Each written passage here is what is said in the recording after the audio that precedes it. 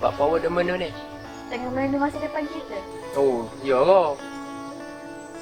Awak, saya ada benda nak tanya awak ni. Tanyalah. Awak tak letih ke? Letih, buat apa? Oh lah, awak yang selalu bermain di fikiran saya. Buat apa awak kena ke saya? Saya tak comel pun. Tahu dah, awak tak comel. Tapi kak, setiap kali saya tengok awak, saya rasa saya nampak bakal ibu kepada anak-anak saya lah. Macam-macam lah awak ni.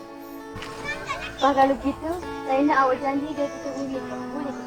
Oh lah, benda kecil je tu. Kalau awak tak minta gitu pun, memang hati saya ni nak tahu awak sorry je.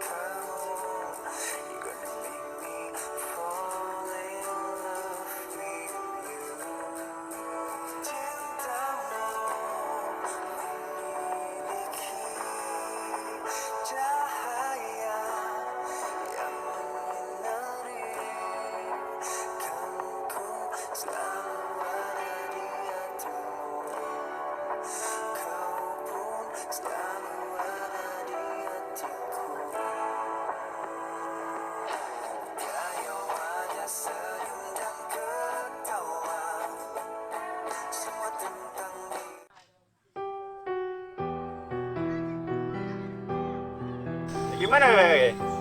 Gimana? Kenapa tadi? Aduh, awak dah weh bahagia lo ni. Kita juga sore. Kau mana weh? Lah, dah tengok skrin pas senyum. Semua weh terkenal. Enggak. Saya enggak. Aku bahagia gini pun bukan dengan orang lain juga. Enggak bakal bini aku. Aduh, bakal bini siap. Bila nak supi ni tu? Tawadi, mai bakar. Kira apa kau ke? Baru mula tu bakar.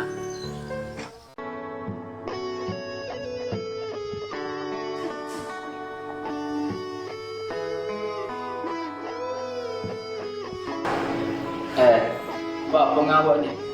Dari tadi dah saya dah buat tiga awak. Ni kau masih jatuhnya. Sudah masalah apa? Saya ada benda nak ayat kau ni. Harap awak tak marah lah. Oh iyalah. Nak ayat apa? Gini. Merepek saya nak nikah dah. Gapo? Nikah? Mungkin kita 2 jam je nak nikah Saya tahu. Tapi bang ayah saya ada bicara untuk saya. Pak, saya ni lagi mana? Senang-senang gitu je awak dengan saya ni. Sia-sia lah. Saya dah jaga awak selama ni. Mahal awak. Saya terpaksa duduk dengan awak saya. Saya harap awak boleh maafkan saya.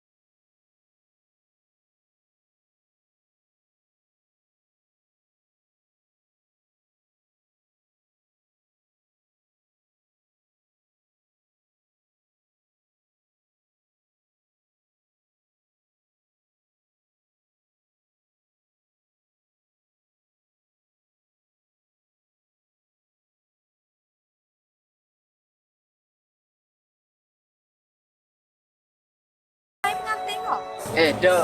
Tak kenal pun saya kali kira. Saya kau masuk pengantin. Dah, okey. Tak apa lagi kak.